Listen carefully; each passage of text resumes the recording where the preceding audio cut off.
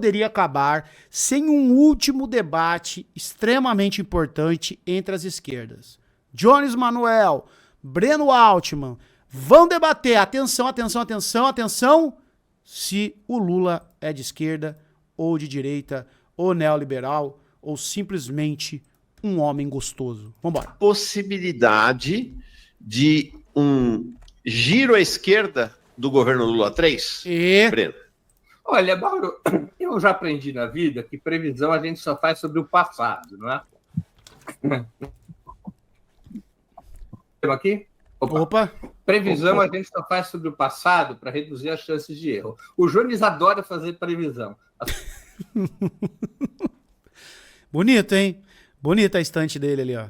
Quantos livros? Olha quanto livro, chat. Quanto livro, quanta livrada, né? Parar de comprar livro, ô Breno Altman, e contratar uma internet aí, fibra ótica, viu? Esquerdista, ele tem 3 vícios. É gravar dentro do banheiro, com câmera de Moto G trincada, e internet. Previsões dele não costumam dar certo. Como todas as previsões dificilmente dão certo. Agora, eu acredito... Cutucou o comum ali, hein? Falou que nada que ele... Que mesmo de forma atabalhoada, porque há um problema na estratégia do governo. Eu discordo da estratégia do governo. Humberto Matos é o líder da estética cativeiro. Eu vou embora! O líder da estética cativeiro. A estratégia do governo é uma estratégia do gradualismo. A estratégia que o Lula capitaneia desde 2003 é uma estratégia pela qual só se avança quando se produz consenso. É uma estratégia que não aposta no enfrentamento. Né? O Johnny deu 3 palpites em jogo do Flamengo esse ano e os 3 estavam errados. Nossa. Disputa político-ideológica e social. É uma estratégia que avança... Oh! Parou a gracinha! Assiste aqui, o negócio é sério, é um debate importante, tá? Precisamos superar, que entrar 2026 já... começou o ano, chat. Esquerda ou direita, Lu? Tem que, viu?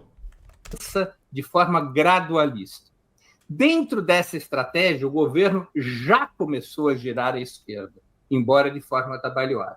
A apresentação do projeto do imposto de renda, ele não tem nada a ver com o neoliberalismo. A isenção, que na verdade pode afetar até quem ganha R$ 7.500, isso é top, viu? Com o aumento da tributação sobre os que ganham acima de R$50 mil, acima de R$600 mil ao ano. Aí, ó. Quem ganha mais de 50 pau por mês vai ser tributado. Enquanto isso, ó a preocupação dele. Ele ganha mais de 100 pau por mês. Ó como é que ele tá, o Ian Neves, ó. O Ian Neves, como é que ele tá? Ó, escutando, ó. Como é que ele tá? Ele não tá nem aí. Tributa aí, Nine. Eu ganho mais 100. Tributa meus 100 mil por mês, é que eu ganho mais 100 por mês, entendeu? Olha como ele tá preocupado. Bem soberaninho, ó. Ele não tá nem aí com... tributa mesmo, né? O Piscineves aí. Pode tributar, entendeu? Ô, painho, pode tributar. A comunada não tem medo de pagar. Ô, painho, pode tributar. A comunada não tem medo de pagar. Com a retenção de 10% sobre a distribuição de dividendos, de lucros e dividendos, ela é uma política... Não, para de esculachar, chat, é assunto sério. Cara, a gente tá falando de um assunto sério, super sério. Tá? Ô, Haddad, pode taxar, a comunada não tem medo de pagar, eu quero ouvir, ô Haddad. Os caras assim, né? Os caras nesse pique. Vamos lá. Que contrasta com a agenda do ajuste fiscal que dominou o ano passado. Ela é uma batalha fundamental. Ela favorece aproximadamente a 10 milhões de assalariados. Ela é uma política que torna, se aprovada, torna o imposto de renda mais justo, induz um elemento progressivo na tributação. Vai sobrar e ela pode resultar numa melhoria da imagem do governo. Boa. Sozinha. E vai girar a economia, viu? Sobrou um dinheirinho, gira. Essa política representa um giro estratégico à esquerda? Não. Ela é, até o presente momento, uma medida avulsa. Mas ela é uma medida positiva. Lembremos que ela foi anunciada no final do ano passado e demorou praticamente 4 meses para ser apresentada. O governo Lula, o presidente Lula, o PT, a esquerda, nunca ganharam governo, nunca ganharam eleições com agendas à direita. Todas as disputas eleitorais foram feitas com agendas à esquerda. Até por necessidade eleitoral, e o presidente Lula entende de eleições, imagino eu, um pouco mais do que o Jones e eu, o presidente Lula sabe que a disputa eleitoral contra a direita pressupõe uma agenda popular, uma agenda de melhoria das condições de vida do povo, uma agenda de desenvolvimento. O Jones vai... não, o que é isso aqui? Ô, chat, vocês não estão... não, isso aqui não pode. Olha lá, isso aqui não pode. Coisa chata, cara, ó.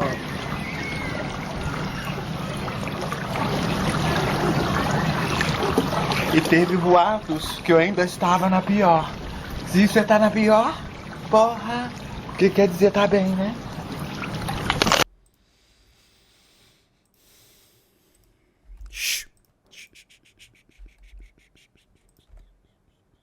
Calma, gente, vocês têm que dar um desconto.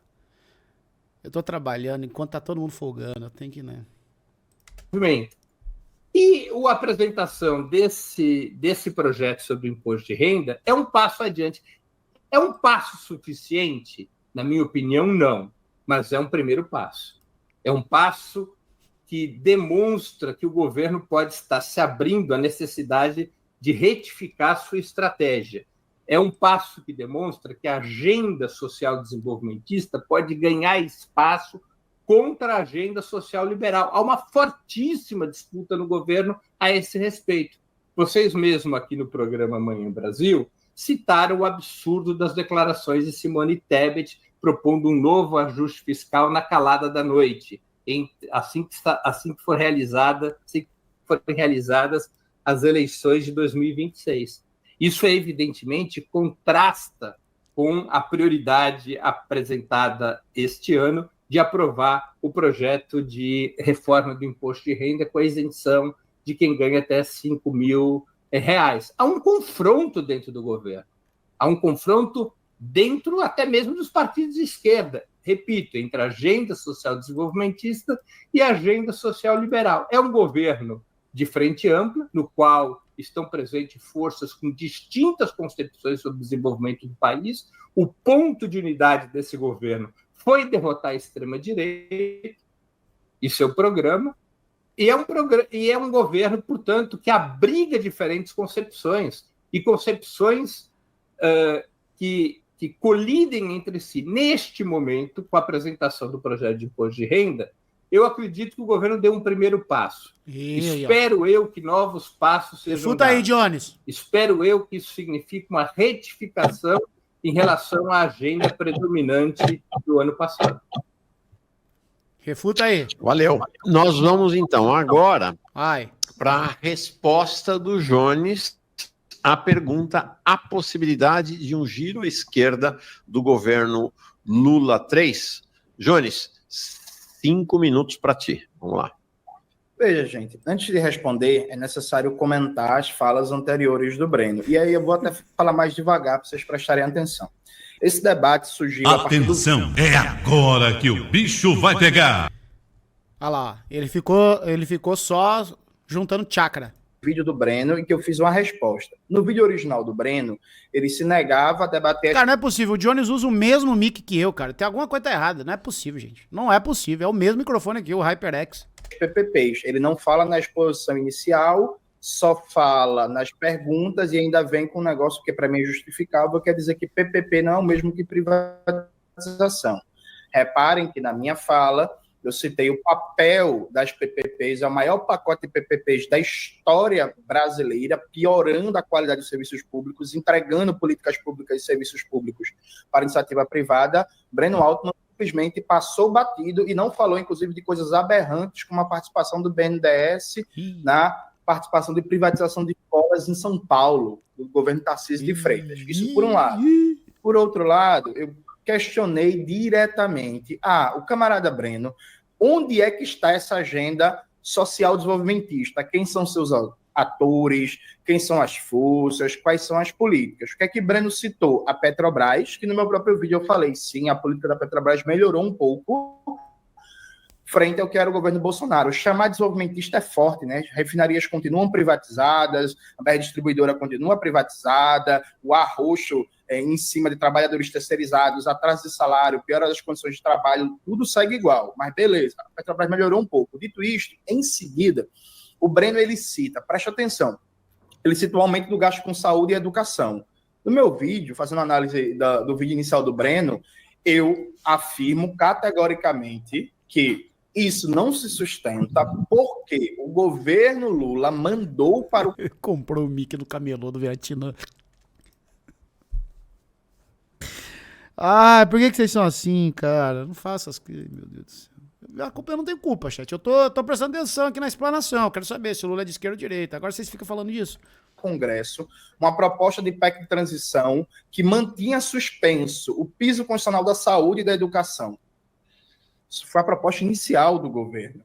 O governo tem modificações na PEC de transição no Congresso Nacional, o piso constitucional da saúde e da educação começa a valer a partir de 2024, e em 2024 começa uma campanha violenta liderada pelo Ministério da Fazenda para destruir o piso constitucional da saúde e da educação.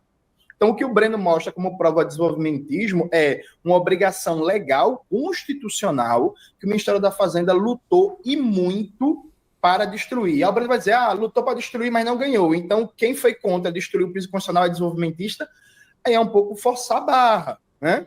Por exemplo, o Camilo Santana foi contra atacar o piso constitucional da educação. É porque o Camilo Santana é desenvolvimentista? Não, porque ele não quer menos dinheiro para sua pasta.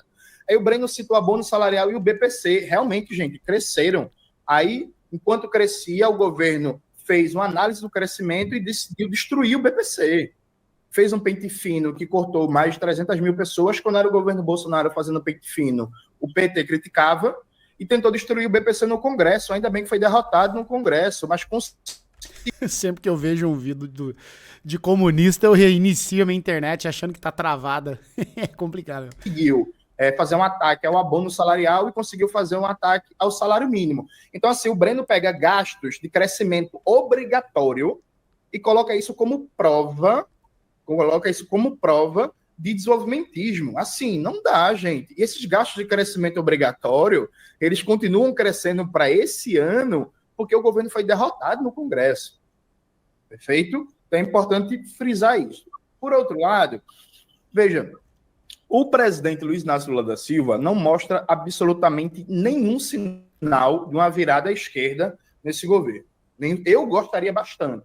Já falei várias vezes que eu sairia às ruas se o governo Lula, por exemplo, defendesse uma agenda de retomar as refinarias privatizadas da Petrobras, de enfrentar a contra-reforma trabalhista, de avançar numa política de fortalecimento da reforma agrária e da agroecologia, etc., etc.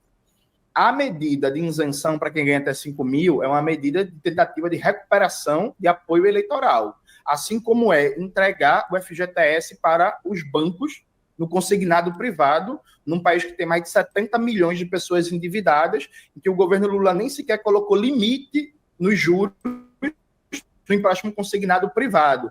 Então, os bancos podem pegar o FGTS dos trabalhadores cobrando até 40%, 50% de juros ao ano. Isso por um lado. A medida de isenção do imposto de renda até 5 mil é uma boa medida, mas isso é uma medida meramente eleitoral dentro de um mar de outras medidas neoliberais. Por exemplo, hoje mesmo, antes de começar o debate, a gente viu que na aprovação do orçamento o governo cortou mais de 7 bilhões de Bolsa Família, gente. Pelo amor de Deus. Seu governo cortou mais de 7 bilhões do Bolsa Família. Então, assim, sabe? Neste momento, não há possibilidade de virada à esquerda. E na próxima rodada eu explico o porquê não há. Vamos então vai lá, agora. Vai lá, Breno, é agora, hein? Quero ver. 3 minutos para responder ao Jones sobre esse tema, virada à esquerda do governo Lula, sim ou não? Vai lá, Breno. Ô, Jones, é complicado assim. Quando o governo Lula aplica políticas neoliberais, ele está sendo neoliberais. Quando ele aplica políticas são desenvolvimentistas, ele está sendo eleitoreiro. Então não tem chance dele acertar.